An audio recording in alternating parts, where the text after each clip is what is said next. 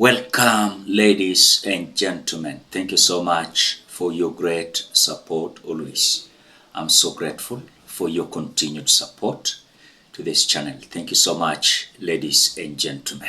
Before we continue, ensure you like the video.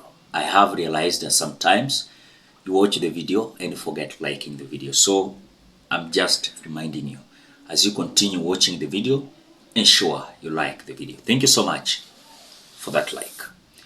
Now, as I speak, Donald Trump has delivered the bad news to William Samoei Ruto. Donald Trump is now alleging that it is not their business to come and fund our forces in Kenya, to go and fund the Somali forces, protect the boundaries and the borders of these countries, yet they have enemies in their country. It is their time to protect their country, not to invest in some outside forces that are not helping them. I want you to watch the video, then you will realize William Ruto akijipendekeza pale US that is busy being part of the Haiti mission, yet Donald Trump is saying that is not their mission or their problem.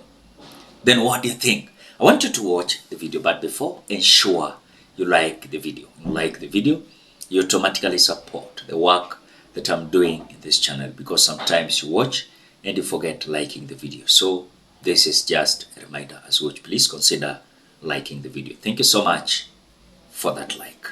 Something. But together with many of you in the room, we've brought back the fundamental principle that defending the homeland is the military's first and most important priority. That's what it is. Only in recent decades did politicians somehow come to believe that our job is to police the far reaches of Kenya and Somalia, while America is under invasion from within. We're under invasion from within. No different than a foreign enemy, but more difficult in many ways because they don't wear uniforms. At least when they're wearing a uniform, you can take them out. These people don't have uniforms. But we are under invasion from within. We're stopping it very quickly. After spending trillions of dollars defending the borders of foreign countries, with your help, we're defending the borders of our country from now on. We're not going to let this happen. Biden let people come in from prisons, mental institutions, drug dealers, murderers. You know, we had 11,488 murderers allowed into our country by this guy who had no clue. He had no clue. He shouldn't have been there in the first place, but he had no clue. The people that ran the office, the White House, were people that surrounded him, radical left lunatics that are brilliant people, but dumb as hell when it came to policy and common sense. And they allowed people from all over the world, from the Congo. They opened up prisons in the Congo.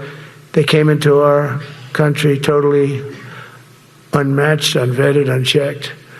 And from all over, South America, not just South America. You know, you think South America, no, but from all over. A lot came in from Venezuela. Venezuela emptied its prison population into our country. That's why they have Tren de Aragua, one of the worst gangs ever. After watching the video, where Donald Trump is literally declaring not to support other countries' forces, and he has mentioned directly Kenya and Somalia, then you can sense the trajectory of US towards William Ruto's leadership. William Ruto went in that UN meeting showing as someone who understands everything, someone who is doing a lot of things that is benefiting not only Kenya but across the world. William Ruto went there to show off how the social health coverage he's having, the SHA in Kenya, is working. He went there to show those presidents that is having small Singapore in the name of housing program, which these presidents never paid any attention. Again, the guy went in US to lecture them the way they have supported the Haiti mission with second-hand vehicles. Then I told you here, Trump was going to answer William Ruto, indirectly or directly.